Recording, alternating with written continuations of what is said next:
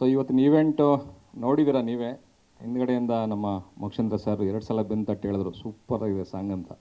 So ನಮ್ಗೆ ಅಲ್ಲೇ ಖುಷಿ ಆಯಿತು.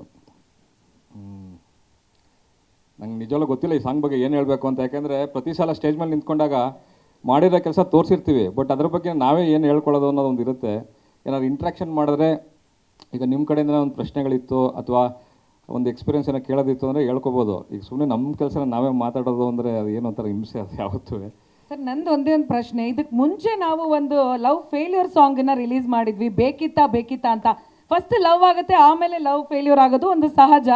ಆದರೆ ನೀವು ಫಸ್ಟ್ ಲವ್ ಫೇಲ್ಯೂರ್ ಮಾಡಿಸಿ ಆಮೇಲೆ ಇವಾಗ ಒಂದು ಲವ್ ಸಾಂಗನ್ನು ಬಿಟ್ಟಿದ್ದೀರಾ, ಏನಕ್ಕೆ ಅಂತ ಕೇಳಬಹುದಾ? ಏನು ಲಾಜಿಕ್ ಇದ್ರ ಹಿಂದೆ? ಏನಿಲ್ಲ, ನಾನು ಬೇಸಿಕಲಿ ಉಪ್ಪಿ ಸರ್ ಸ್ಕೂಲಿಂದ. ಸೊ ಎಲ್ಲ ಉಲ್ಟಾ, ಅವ್ರು ಫಸ್ಟೇ ದಿ ಎಂಡ್ ಅಂತ ತೋರಿಸ್ಬಿಟ್ಟು ಆಮೇಲೆ ಸಿನಿಮಾ ಸ್ಟಾರ್ಟ್ ಫಸ್ಟ್ ಕ್ಲೈಮ್ಯಾಕ್ಸ್ ಆಮೇಲೆ ಶುರುದು.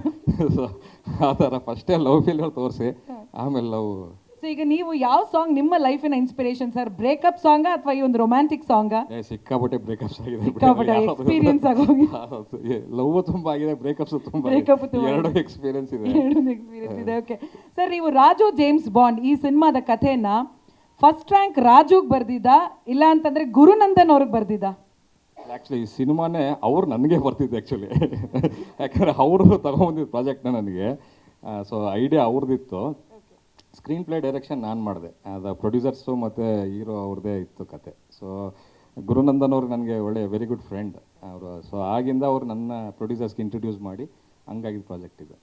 ಮೊದಲಾಗಿ ನನ್ನ ಎಲ್ಲ ಮೀಡಿಯಾ ಮಿತ್ರರಿಗೆ, ಹಾಗೆ ನಮ್ಮ ಟೀಮ್ಗೆ, ಎಲ್ಲ ಪ್ರೊಡ್ಯೂಸರ್ಸ್, ನಮ್ಮ ಹೀರೋಯಿನ್ ಮೃದುಲ್ ಅವರಿದ್ದಾರೆ, ನಮ್ಮ ಡಿಸ್ಟ್ರಿಬ್ಯೂಟ್ರ್ ಕೂಡ ಇವತ್ತು ಜಾಯ್ನ್ ಆಗಿದ್ದಾರೆ, ನಮ್ಮ ಮುರಳಿ ಮಾಸ್ಟ್ರು, ಅವ್ರ ಬಗ್ಗೆ ತುಂಬಾ ಹೇಳೋಕ್ಕಿದೆ, ಹೇಳ್ತೀನಿ ಈಗ.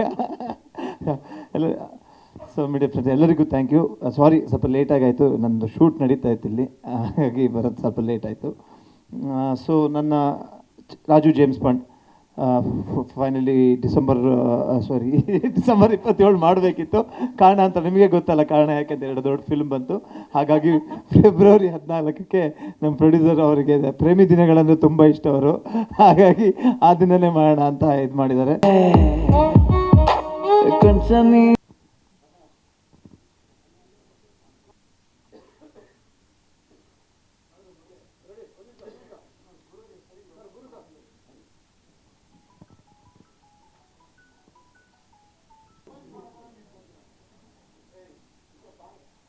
ನಮಸ್ಕಾರ ನಮ್ಮ ಮಾಧ್ಯಮ ಮಿತ್ರದವರಿಗೆ ಹಾಗೂ ನಮ್ಮ ಪ್ರೊಡ್ಯೂಸರ್ಸ್, ಡೈರೆಕ್ಟರ್, ಹೀರೋಯಿನ್ ಎಲ್ರಿಗೂ. ಆ್ಯಕ್ಚುಲಿ ಈ ಸಾಂಗು UK ಅಂದಾಗ ಭಾಳ ಖುಷಿ ಆಯಿತು ನನಗೆ. ದೀಪು ಸರ್ ನನಗೆ 2 ಸಾಂಗ್ ಇದೆ UK ಮಾಡಬೇಕು ಅಂದರು. ಸಿಕ್ತಪ್ಪ, ಒಳ್ಳೆಯ ಲಾಟ್ರಿ ಸಿಕ್ತು ನನಗೆ, UK ಹೋಗೋ ಅವಕಾಶ ಸಿಕ್ತು ಅಂತ ಅಂದ್ಕೊಂಡು ಸರಿ ಎಲ್ಲ ಕೊಟ್ವಿ, ಎಲ್ಲ ಪಾಸ್ಪೋರ್ಟ್ ಎಲ್ಲ ಕೊಟ್ಟು ಹೊರಟ್ವಿ.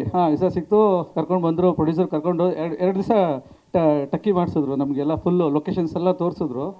ಆ ಲೊಕೇಶನ್ ತೋರಿಸ್ದಾಗ್ಲೇ ಆ್ಯಕ್ಚುಲಿ ಹೇಳ್ಬೇಕು, ಅದು ಒಂದು ವಿಷಯ ಹೇಳ್ಬೇಕು ನಾನಿಲ್ಲಿ. ಯಾಕಂದರೆ ಇವಾಗ ನಾವು ಲೊಕೇಶನ್ ನೋಡ್ಕೊಂಬಂದು ಇಲ್ಲಿ ನಾವೇನು ಮಾಡ್ತೀವಿ, ಒಂದು 15 ಡೇಸ್ ಆಗುತ್ತೆ. ಅದು ಲೊಕೇಶನ್ ನೋಡಿ ಆ ಲೊಕೇಶನ್ಸ್ನ ನಾವು ಅಂದರೆ ಬ್ಲಾಕ್ ಮಾಡಬೇಕು ಅಂದರೆ 15-20 ಡೇಸ್ ಆಗುತ್ತೆ ಇಲ್ಲೆಲ್ಲ ನಾವು ಮಾಡಬೇಕು ಅಂದರೆ.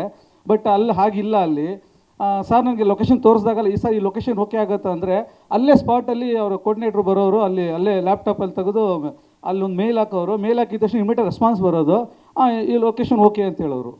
ಬಟ್ ಎಷ್ಟು ಫಾಸ್ಟ್ ಆಗಿತ್ತು ಅಂದರೆ ನಮಗೆ ಹೋಗಿ ಸುತ್ತಾಡಿಕೊಂಡು ಆದಮೇಲೆ 15 ದಿವಸ ಆದಮೇಲೆ ಅದು ಆ ಥರ ಇರಲಿಲ್ಲ. ನಮ್ಮಲ್ಲಿ ಆ ಥರ ಬರಬೇಕಿಲ್ಲ. ಯಾಕಂದರೆ ನೋಡಿ, ನನಗೆ ಅದಕ್ಕೆ ಸಖತ್ ಖುಷಿ ಆಯಿತು ಆ ವಿಷಯದಲ್ಲಿ. ಈ ಲೊಕೇಶನ್ ನೋಡಿರೋ ಜಾಗದಲ್ಲ ನಾವೆಲ್ಲ ಒಂದು ದಿವಸನೇ ನೋಡಿದ್ದು. ಅಂದರೆ ಅವಾಗ ನೋಡೋದು ಆ ಜಾಗ ನಮ್ಗೆ ಇಷ್ಟ ಆಯಿತು ಅಂದರೆ ಆ ಲೊಕೇಶನ್ ಅವ್ರು ಮೇಲ್ ಹಾಕ್ತಾರೆ ಆ ಜಾಗಕ್ಕೆ. ಹಾಕಿದಾಗ ನಮಗೆ ರೆಸ್ಪಾನ್ಸ್ ಬರುತ್ತೆ, ಸಾರಿಗೆ ಓಕೆ ಲೊಕೇಶನ್ ಓಕೆ ಆಗಿದೆ ಅಂತಾರೆ, ಫಿಕ್ಸ್ ಆಗ್ತಾಯಿತ್ತು. ಎಲ್ಲ ಮೀಡಿಯಾಗೆ ಇಲ್ಲಿ ಬಂದು ನಮ್ಗೆ ಸಪೋರ್ಟ್ ಮಾಡ್ತಾ ಇರೋದಕ್ಕೆ ಧನ್ಯವಾದಗಳು. ಈ ಸಾಂಗ್ ಬಗ್ಗೆ ಹೇಳಬೇಕಂತಂದರೆ ಎಲ್ಲರೂ ಹೇಳಿದ್ದಾರೆ ಎಷ್ಟು ಚಳಿ ಇತ್ತು ಏನು ಅಂತ. ಬಟ್ ನನಗೆ ಮುರಳಿ ಮಾಸ್ಟ್ರು ತುಂಬ ಸಪೋರ್ಟ್ ಮಾಡಿ ಯಾವ ಥರ ಎಲ್ಲ ಈಚ್ ಆ್ಯಂಡ್ ಎವ್ರಿ ಶಾರ್ಟಿಗೆ ಹೆಲ್ಪ್ ಮಾಡಿರೋದಕ್ಕೆ thank you so much. Producers thank you, ಈ ಥರ ಇಷ್ಟು ದೊಡ್ಡ ಅಪರ್ಚುನಿಟಿ ಕೊಟ್ಟಿದ್ದಕ್ಕೆ. ಆಮೇಲೆ 14th ಫೆಬ್ರವರಿಗೆ ಮೂವಿ ರಿಲೀಸ್ ಆಗ್ತಾ ಇದೆ, ಎಲ್ಲರೂ ಬಂದು ಮೂವಿ ನೋಡಿ. Thank you sir. ಆವಾಗಲೇ ಹೇಳಿದ್ರು ತುಂಬ ಚಾಲೆಂಜಿಂಗ್ ಆಗಿತ್ತು, -4 ಡಿಗ್ರಿ ಸೆಲ್ಸಿಯಸ್ ಇತ್ತು ಟೆಂಪ್ರೇಚರ್ ಅಂತ. ಸೊ ಹೇಗಿತ್ತು, ಎಷ್ಟು ಚಾಲೆಂಜಿಂಗ್ ಆಗಿತ್ತು ನಿಮಗೆ, ನಿಮ್ಮ ಮಾತಲ್ಲಿ? ತುಂಬ ಕಷ್ಟ ಇತ್ತು, ಬಟ್ ಏನೋ ಒಂಥರ ಮಾಡಬೇಕು ಅಂತ ಛಲ ಇದ್ದಿದ್ದಕ್ಕೆ I think it was very easy. ಅದೊಂದು ವಿಲ್ ಪವರ್ ಇತ್ತು ಅಂತ ಅನಿಸುತ್ತೆ. ಏನಿಲ್ಲ, ಸಿನಿಮಾ ಬಗ್ಗೆ ಹೇಳ್ಬೇಕಂತಂದರೆ, ಎಸ್ಪೆಷಲಿ ಈ ಸಾಂಗ್ ಬಗ್ಗೆ ಹೇಳ್ಬೇಕಂತಂದರೆ ಕಂಪ್ಲೀಟ್ ಕ್ರೆಡಿಟ್ ಈ ಸಿನಿಮಾ. ನಾನು ಆ್ಯಕ್ಚುಲಿ ಹೇಳ್ಬೇಕಂತಂದರೆ ಏನಂದರೆ, ಈ ಸಿನಿಮಾನ ಎಲ್ಲರೂ ಚಿಕ್ಕಮಂಗ್ಳೂರಲ್ಲಿ ಅಲ್ಲೆಲ್ಲ ಮಾಡೋಣ ಅಂತಿದ್ದೆ ನಾನು ಆನೆಸ್ಟ್ಲಿ. ಯಾಕೆಂದರೆ ಪ್ರೊಡ್ಯೂಸರು ಬಡ್ಜೆಟ್ ಕಮ್ಮಿ ಆಗಲಿ ಅಂತ. ಖಂಡಿತವಾಗ್ಲೂ ಬೇಡ, ಹೊರಗಡೆ ಮಾಡೋಣ. ಸಾಂಗು ಹಾಗೇ ಇದೆ. ಒಂದು ಲಂಡನಲ್ಲಿ ಶೂಟ್ ಮಾಡೋಣ, UK ಅಂದ್ಬಿಟ್ಟು. Complete credit shoot go to my friend brother ಮಂಜುನಾಥ್ಗೆ. ಯಾಕಂದರೆ ಒಂದು ಚೂರೂ ಕೊರತೆಗೆ ಮಾಡಲಿಲ್ಲ, ಎಲ್ಲರಿಗೂ ಎಷ್ಟು ಚೆನ್ನಾಗಿ ನೋಡ್ಕೊಂಡು ಅಂದರೆ ಒಂದು ಕ್ಯಾರವನ್ನೇ ಮಾಡಿಬಿಟ್ಟಿದ್ರು ನಮಗೆ. ಕರೆಕ್ಟಾ? ಒಂದು ಕ್ಯಾರವನ್ನೇ ಮಾಡಿಬಿಟ್ಟಿದ್ರು ನಮಗೆ, ಅಂದರೆ ಎಲ್ಲರಿಗೂ ಆರ್ಟಿಸ್ಟ್ಗಳಿಗೆ. ಆಮೇಲೆ ಈ ಒಂದು ಜಾಗ ನೋಡಿದ್ವಿ ನೀಡಲ್ ಅಂತ, ಅದು ಜಾಗಕ್ಕೆ ಹೋಗೋದಕ್ಕೆ ಇಟ್ಸ್ ನಾಟ್ ಈಸಿ. ಆ ಜಾಗಕ್ಕೆ ಹೋಗಿ ಶೂಟಿಂಗ್ ಮಾಡೋದಕ್ಕೆ ಒಂದೊಂದು ಎಕ್ವಿಪ್ಮೆಂಟ್ನು ಎಷ್ಟೋ ಕೆಳಗಡೆ ನಡ್ಕೊಂಡು ಹೋಗಬೇಕು. ಸೊ ಅಲ್ಲಿಗೆ ಎಲ್ಲರೂ ನಮ್ಮೆಲ್ಲ ಫ್ರೆಂಡ್ಸು ಎಲ್ಲರೂ, ನಮ್ಮ ಮುರಳಿ ಮಾಸ್ಟರ್ ಇರ್ಬೋದು, ಡೈರೆಕ್ಟರ್ ಇರ್ಬೋದು, ಸೊ ತುಂಬಾ ಕೋಆರ್ಡಿನೇಟ್ ಮಾಡಿ ತುಂಬ ಚೆನ್ನಾಗಿ ಎಲ್ಲೂ ಕಾಂಪ್ರಮೈಸ್ ಆಗ್ದಲೇ ಚೆನ್ನಾಗಿ ಕೋಆರ್ಡಿನೇಟ್ ಮಾಡಿ ಈ ಸಾಂಗ್ ಇಷ್ಟು ಚೆನ್ನಾಗಿ ಬಂದಿರೋದಕ್ಕೆ ಕಾರಣ ಫಸ್ಟು ನಮ್ಮ ಮಂಜು, ಡೈರೆಕ್ಟ್ರು ಮುರಳಿ ಮಾಸ್ಟ್ರು, ಕ್ಯಾಮ್ರಾಮ್ಯಾನು, ಮ್ಯೂಸಿಕ್ಕು ಎಲ್ಲರೂ. So cinema 14th world wide release ಆಗ್ತಾಯಿದೆ. ಸೊ ವರ್ಲ್ಡ್ ವೈಡ್ ಮತ್ತು ಹಿಂದಿಯಲ್ಲೂ ರಿಲೀಸ್ ಆಗ್ತಾಯಿದೆ. ಹಿಂದಿಯಲ್ಲಿ ವಿಸಿಕಾ ಫಿಲ್ಮ್ಸ್ ಅನ್ನೋರು ಅದನ್ನು ಡಿಸ್ಟ್ರಿಬ್ಯೂಷನ್ ತೊಗೊಂಡು ಡಿಸ್ಟ್ರಿಬ್ಯೂಟ್ ಮಾಡ್ತಿದ್ದಾರೆ. ಇನ್ನೊಂದು ವಿಷಯ ಏನು ಹೇಳೋಕ್ಕೆ ಇಷ್ಟಪಡ್ತೀನಿ ಅಂದರೆ, ಇವಾಗ ನಮ್ಗೆ ಅವಾಗಲೇ ಒಂದಿಷ್ಟು ನಾರ್ತ್ ಇಂಡಿಯಾ ರೈಟ್ಸ್ಗಳು, ಅಂದರೆ ಡಿಸ್ಟ್ರಿಬ್ಯೂಷನ್ ರೈಟ್ಸ್ಗಳು ಮಾರಾಟವಾಗಿದೆ ಆವಾಗಲೇ ನಮಗೆ, ನಾರ್ತ್ ಇಂಡಿಯಾದ especially. It is already been done. Thanks ಎಲ್ಲ ಮೀಡಿಯಾದವ್ರಿಗೆ. ನಾವು ಕರೆದಾಗೆಲ್ಲ ಬರ್ತಾಯಿದ್ದೀರಾ, ಪಾಪ ನಮ್ಮ ಬಗ್ಗೆ ಬರಿತಾ ಇದ್ದೀರಾ, ತುಂಬ ಖುಷಿ ಆಗುತ್ತೆ. ನಿಮ್ಮ ಸಪೋರ್ಟ್ ಮಾಡ್ತಾಯಿದ್ದೀರಾ, ಸೊ ಹಾಗೇ ಸಪೋರ್ಟ್ ಮಾಡಿ.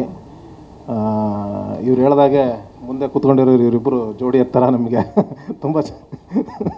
ತುಂಬ ಚೆನ್ನಾಗಿ ಸಪೋರ್ಟ್ ಮಾಡಿದ್ದೀರಾ. ಒಳ್ಳೊಳ್ಳೆ ಫೋಟೋಸ್ ತೆಗೆದು ಚೆನ್ನಾಗಿ ಹಾಕಿದ್ದೀರಾ ಮೀಡಿಯಾದಲ್ಲಿ, ತುಂಬ ಥ್ಯಾಂಕ್ಸ್. ಸೊ ಇನ್ನೇನು ಹೇಳ್ಬೇಕೆಲ್ಲ ಎಲ್ಲರೂ ಮಾತಾಡ್ಬಿಟ್ಟಿದ್ದಾರೆ. ಒಂದೇನಂತಂದರೆ, ಮೂವಿ 14th ಫೈನಲಿ ರಿಲೀಸ್ ಮಾಡೋಣ ಅಂತ ಪ್ಲ್ಯಾನ್ ಮಾಡ್ತಿದ್ದೆ. ಅಗೇನ್ ಅದೇ ಸೇಮ್ ಥಿಯೇಟ್ರಿಕಲ್ ಸೆಟಪ್ಗೋಸ್ಕರ ನಮ್ಮ ಸತ್ಯವರು ಓಡಾಡ್ತಾ ಇದ್ದಾರೆ, ಕಷ್ಟಪಡ್ತಾ ಇದ್ದಾರೆ. ಬನ್ನಿ ಸತ್ಯವರ. ಅದೇ ಮೀಡಿಯಾದವ್ರಿಗೆ ಇಂಟ್ರಡ್ಯೂಸ್ ಮಾಡೋಣ ಅಂತ ನಮ್ಮ ಸಿನಿಮಾನ ಕರ್ನಾಟಕಾದ್ಯಂತ ಸತ್ಯ ಪಿಕ್ಚರ್ಸ್ ಬನ್ನಿ, ಅವರು ಸತ್ಯ ಅವರು ಡಿಸ್ಟ್ರಿಬ್ಯೂಟ್ ಮಾಡ್ತಿದ್ದಾರೆ. ಸರ್ ಬನ್ನಿ ಸರ್, ಹೇಳಿ ಸರ್. ನಂದು ಮತ್ತು ದೀಪಕ್ದು ಹೆಚ್ಚು ಕಮ್ಮಿ ಒಂದು 10-12 ವರ್ಷದ ಮೇಲಿನ ಜರ್ನಿ. ಅಂದರೆ ನಾನು ನಾಗಭರಣ ಸರ್ ಹತ್ರ ಅಸಿಸ್ಟೆಂಟ್ ಡೈರೆಕ್ಟರ್ ಆಗಿದ್ದಾಗ, ಅವರು ಉಪೇಂದ್ರ ಸರ್ ಹತ್ರ ಅಸಿಸ್ಟೆಂಟ್ ಡೈರೆಕ್ಟರ್ ಆಗಿದ್ದಾಗ ನಾವಿಬ್ಬರು ಮೀಟಾಗಿ ನಾನು ಮಾಡ್ಕೊಂಡಿರೋ ಕಥೆನೂ ಮತ್ತು ಅವ್ರು ಮಾಡ್ಕೊಂಡಿರೋ ಕಥೆನೂ ಸೇಮ್ ಇತ್ತು ಅಂತ ನಮ್ಮಿಬ್ರನ್ನ ಕಲ್ಯಾಣ್ ಸರ್ ಮೀಟ್ ಮಾಡಿಸಿದ್ರು. ನೀವಿಬ್ಬರು ಒಂದೇ ಥರ ಕತೆ ಮಾಡ್ಕೊಂಡ್ಬಿಟ್ಟಿದ್ದೀರಾ, ನೋಡ್ಕೊಂಡು ಸಿನಿಮಾ ಮಾಡಿ ಅಂತ. ಸೊ ಹಂಗೆ ಪರಿಚಯ ಆಗಿದ್ದು ನಾನು ದೀಪಕ್ಕು. ಆವಾಗಿಂದ ನಮ್ಮಿಬ್ರದ್ದು ಜರ್ನಿ, ಅಂದರೆ ನಾವಿಬ್ಬರು ರೂಮ್ಮೇಟ್ಸ್ ಆಗಿದ್ವಿ, ಕಂಟಿನ್ಯೂಸ್ ಆಗಿ ಸಿನಿಮಾಗಳು ಮಾತಾಡ್ತಾ ಇದ್ವಿ. ಆಮೇಲೆ ದೀಪಕ್ ಭಾಗ್ಯರಾಜ್ ಅಂತ ಟ್ರಾವೆಲ್ ಮಾಡಿದ್ರು, ನಾನು ಈ ಕಡೆ ರಾಮಾರಾಮರೇ ಅಂತ ಟ್ರಾವೆಲ್ ಮಾಡಿದೆ. ಸೊ ಆವಾಗ ನಾನು ಕತೆ ಮಾಡಿಕೊಂಡು ನಿರ್ಮಾಪಕರುಗಳನ್ನು ಹುಡುಕಿ ಯಾರೂ ನಿರ್ಮಾಪಕರುಗಳು ಸಿಗ್ದಲೆ ಸರಿ ನಾವೇ ಸಿನಿಮಾ ಮಾಡೋಣ ಅಂತ ನಾವೇ ನಿರ್ಮಾಣ ಮಾಡಿಕೊಂಡು ಮಾಡಿದ್ದು ಸಿನಿಮಾ ರಾಮಾರಾಮರೇ.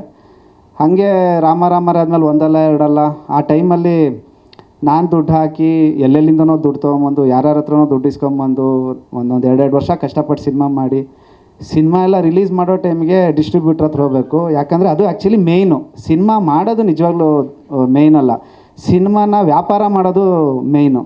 ಸೊ ನನಗೆ ಅವಾಗ ಅನಿಸಿದ್ದು, ನಾನು ಇಷ್ಟೆಲ್ಲ ಸಾಲ ಮಾಡಿ ಇಷ್ಟೆಲ್ಲ ರಿಸ್ಕ್ ತೊಗೊಂಡು ಸಿನಿಮಾ ಮಾಡ್ತಾಯಿದ್ದೀನಿ, ಬಟ್ ಸಿನಿಮಾ ವ್ಯಾಪಾರನೇ ಗೊತ್ತಾಗ್ತಾ ಇಲ್ವಲ್ಲ ನನಗೆ. ಅಂದರೆ ಸಿನಿಮಾ ಡಿಸ್ಟ್ರಿಬ್ಯೂಷನ್ ಹೆಂಗಾಗತ್ತೆ, ದುಡ್ಡು ಹೆಂಗೆ ಬರುತ್ತೆ, ಯಾರ ಹತ್ರ ಏನು ಮಾತಾಡಬೇಕು, ಥಿಯೇಟ್ರ್ ಸೆಟಪ್ ಹೆಂಗಾಗತ್ತೆ, ಏನೂ ಗೊತ್ತಿಲ್ಲದಲೇ ಬ್ಲೈಂಡಾಗಿ ಸಿನಿಮಾಗೆ ದುಡ್ಡು ಹಾಕ್ತಾಯಿದ್ದೀನಲ್ಲ ಅಂತ ಡಿಸೈಡ್ ಮಾಡಿ, ಸರಿ ನಾನು ಡಿಸ್ಟ್ರಿಬ್ಯೂಷನ್ನು ಕಲ್ತ್ಕೊಂಬೋಣ, ಡಿಸ್ಟ್ರಿಬ್ಯೂಷನ್ನು ಸ್ಟಾರ್ಟ್ ಮಾಡೋಣ ಅಂತ 2021-22 ಇಸ್ವಿಲಿ ನಾನು ಡಿಸ್ಟ್ರಿಬ್ಯೂಷನ್ ಸ್ಟಾರ್ಟ್ ಮಾಡಿದ್ದು, ಸತ್ಯ ಸಿನಿ ಡಿಸ್ಟ್ರಿಬ್ಯೂಷನ್ ಅಂತ. ಈ ಡಿಸ್ಟ್ರಿಬ್ಯೂಷನ್ ವಿಚಾರ ಇದಲ್ಲ, ಆ ಥರದ್ದನ್ನೆಲ್ಲ ತುಂಬ ಸ್ಟಡಿ ಮಾಡಿ ತುಂಬ ಪ್ರೊಫೆಷ್ನಲ್ ಆಗಿ ಮಾಡ್ತಿದ್ದಾರೆ. ತುಂಬ ಚೆನ್ನಾಗಾಗುತ್ತೆ ಅಂತ ಈ ಪಿಕ್ಚರ್ ಅಂತ ನನ್ನ ಒಂದು ಅನಿಸಿಕೆ. ಎಲ್ಲರಿಗೂ ಒಳ್ಳೆಯದಾಗಲಿ. Thank you.